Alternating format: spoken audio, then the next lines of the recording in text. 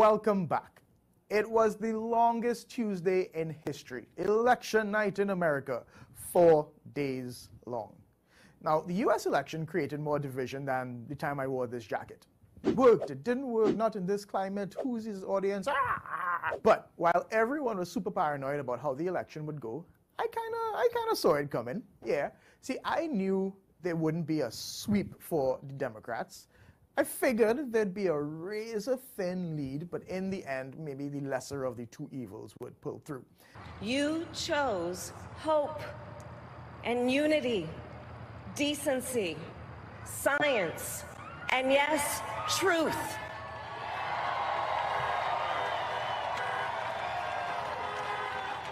All those of you who voted for President Trump, I understand the disappointment tonight.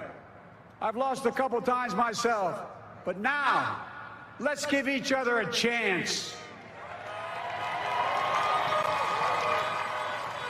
It's time to put away the harsh rhetoric, lower the temperature, see each other again, listen to each other again. And to make progress, we have to stop treating our opponents as our enemies. They are not our enemies, they are Americans. And why, you ask? Because, believe it or not, I was using our election as the bellwether. See, for years I've been saying that our country was poised to elect someone who was a lot like Obama, and then someone who was a lot like Trump. And who knew? It could have been the same person. We'll continue to raise our voices and clamor for change until we are free again. We will rise. And those who tell us that we can't, we will respond with that timeless creed that sums up the spirit of a people. Yes, we can. That on August 10th, we can get TNT working again, and we can make TNT great again. I thank you all, and may God bless you. We will make America safe again. And we will make America great again. God bless you and good night. I love you. The opposition leader's rhetoric has gone down that line for quite some time. But beyond that, I looked at a few factors. Look at what they call the Chris Rock model. All a leader needs to be popular is money and peace. And our prime minister had neither. President Trump had both. Now, peace in his case, meaning that for a long time in the U.S., wasn't engaged in a war that was on the front burner of everyone's minds, and not for a lack of trying. You know, Trump managed to not start a new one. But keep in mind, at home, the economy wasn't great. You crashed the economy in the country before COVID, long before COVID, every year before COVID. Yes, I know, we've heard it. And crime at home, again, really out of control. Remember, 500 plus murders in 2019.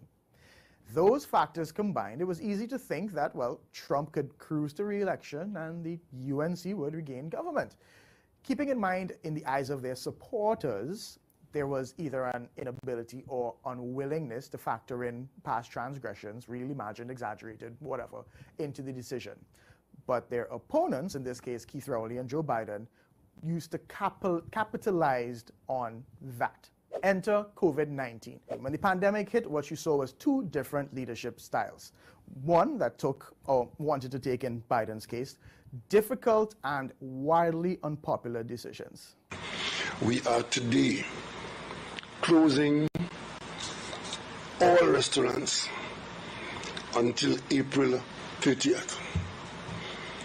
Well, it automatically means now that schools will not reopen on the 20th. Laying out his plan to tackle COVID, mandating masks, increasing testing, and developing a vaccine. I'm not going to shut down the country. I'm going to shut down the virus. And the others said, well, whatever came to mind. Supposing we hit the body with a tremendous, whether it's ultraviolet or just very powerful light, and I think you said that hasn't been checked, but you're going to test it. You know, you talk about sunlight. Sunlight is great. We are so blessed.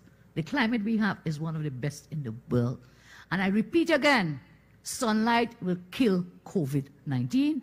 I swear that'll never get old. But in the end, people noticed, and really a big part of both elections came down to who you thought would handle the pandemic better. Actually, in any of the elections, there were so many of them, it came down to that. But in the end, you'd see that there were, in, well, Trump's case, people who were happy about the past 4 years, and in ours, people who were unhappy about the past 5. Hence, the razor-thin margins in both elections. My prediction for our election was 22-19, or worse, 21-20. So I thought, okay, once there's a fair fight in the US, this would be the result too. And there you go. Biden is president with a win as thin as his hair. Then the results came out, and well, not even I saw what was coming next, although Bernie Sanders did. But then the next day and the day following, all of those mail-in ballots start getting counted, and it turns out that Biden has won those seats.